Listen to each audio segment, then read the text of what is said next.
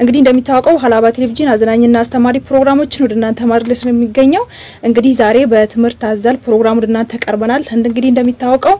በሀላባ ዞን በቡራቲቾ ትምህርት ቤት ከተመሰረተ 4 አመታትን ያስቆጠረ ለመጀመሪያ ጊዜ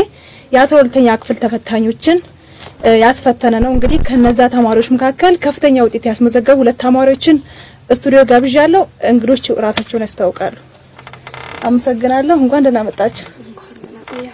እስቲ እንግዶቼ ለተመልካቾቻችን ስማችሁን አስተዋውቁልኝ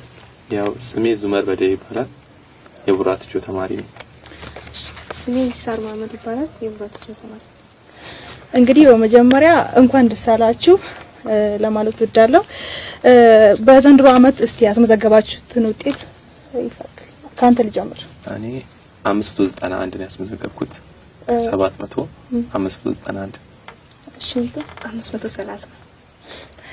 እሺ